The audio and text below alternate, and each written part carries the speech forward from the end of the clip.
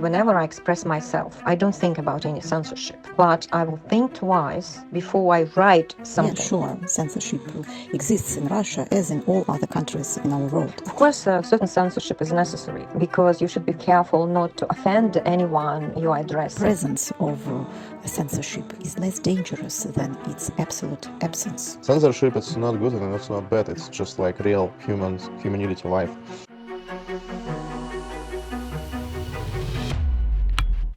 Hello, you're listening to Censored, a podcast series that digs deep into the culture of censorship in Russia and the Soviet Union, focusing on arts.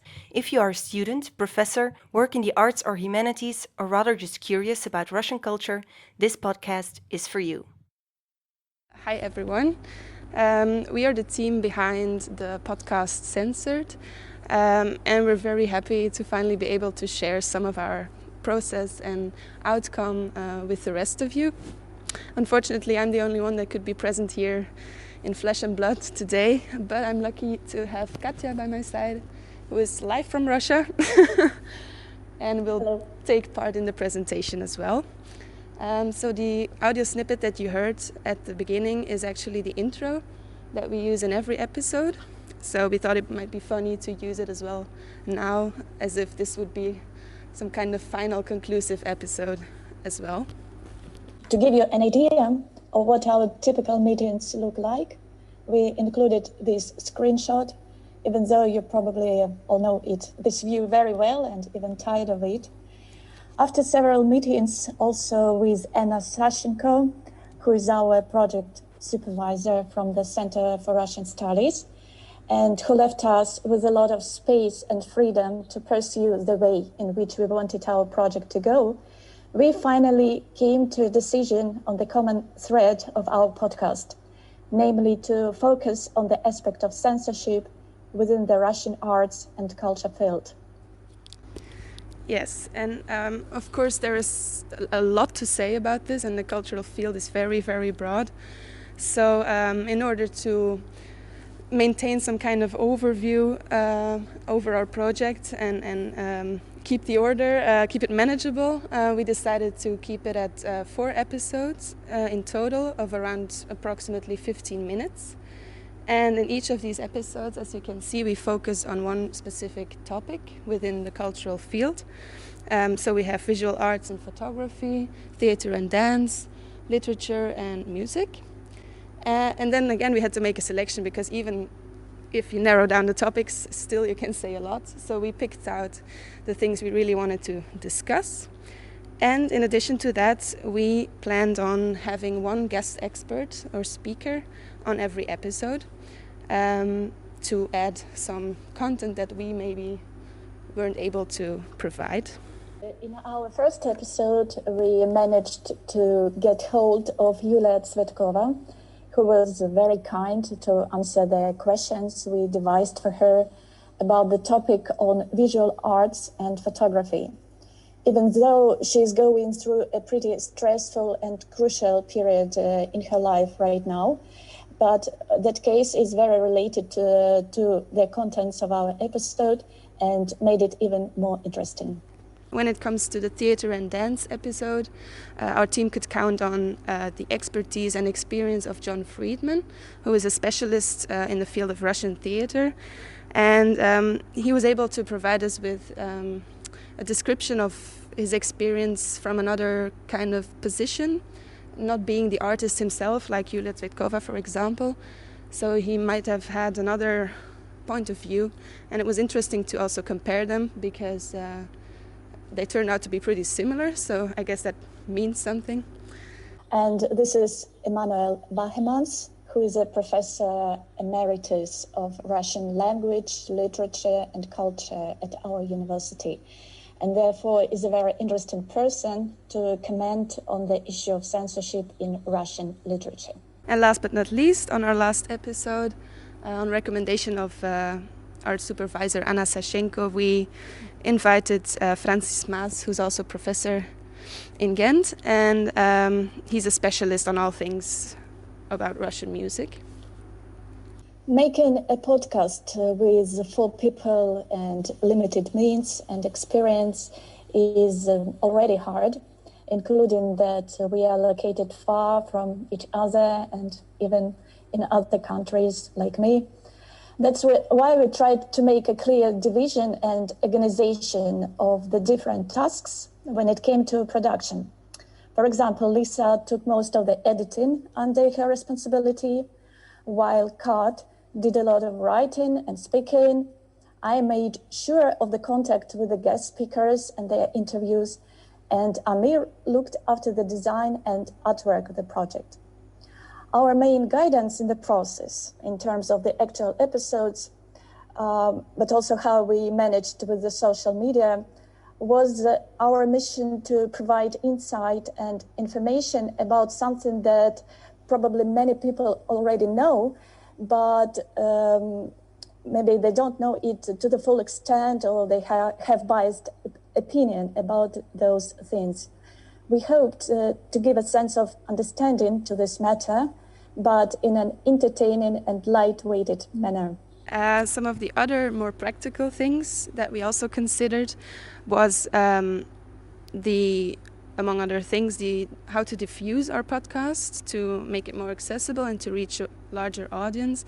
And at the end, we decided to use Buzzsprout for this, which is a program that releases or publishes something that you upload on the different big streaming platforms like Spotify. And it was easy to use, and it was free for the first 3 months. So we thought, why not? So it was available on Spotify and Deezer and all of those big platforms. Another thing that we did was design a poster and hang it up on the walls of the MSI building on the faculty, hoping that it would catch some eyes or spark interest when people pass by. And lastly, we met up with a freelance journalist from the magazine called The Voice, who was interested in our project, and she asked us some questions and is writing the article about it right now. And these are the posters that we couldn't bring, unfortunately. In our time, in our modern times, and especially in the times of pandemic, every project needs social media support and strategy. So we set up several social media accounts and made a detailed social media plan so that we knew when to post what, to be informative, and also to warm up our followers for the next release. Yeah, so we made an Instagram account and a Facebook profile on which we regularly post information regarding the content, the guest speakers, etc. Also because we often mention something in the episodes like a painting or a photograph, and then we thought it might be interesting if the listeners could also have a visual thing to go along with that. We also decided to provide a very simple website on which the episodes can be easily available to be listened to, in order to be a little bit more independent from the big streaming platforms. So as you can see, Katja had a good time interviewing our experts, who were very kind and very helpful, and their enthusiasm gave us the feeling that we were doing something that made sense and that was useful, and that our mission was actually something valid that needs to be discussed even. Thanks to the help of our experts and our teamwork, we were able to publish 2 of our planned episodes already, and on a satisfactory time schedule. The 3rd episode on literature is under construction right now. Lisa still have to do some editing to it. And if we see possibility and find time, we would like to try and finish the episode on the censorship in music. So the circumstances were definitely not ideal, no matter which project, and also ours.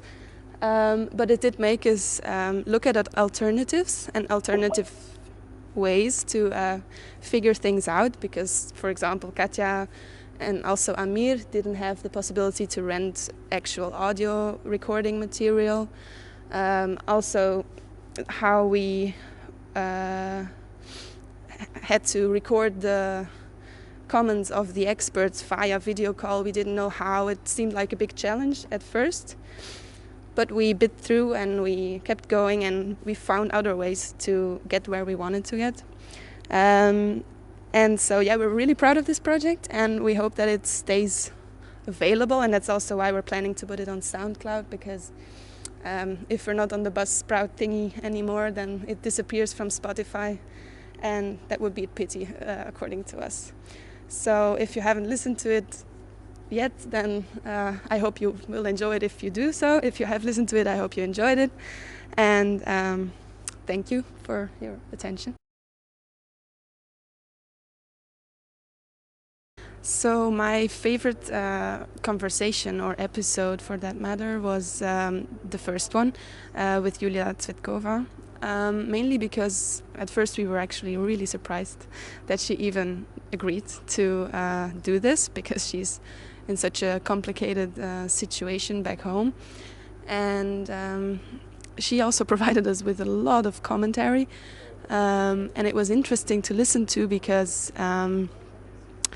it was like it was very personal. We really had the chance to look into her feelings and thoughts about the whole situation, because it's obviously, I mean, to me, it sounds really unfair. Everything about it sounds unfair and not right. And just that she's being arrested for doing normal things, okay, in the form of art, but things that should be not a problem in a society nowadays in the 21st century. So yeah, it was sentimental in a way also, because she is really having a hard time, and she talked to us about what she thinks about freedom, and the way she said it was very, very, yeah, eye-opening.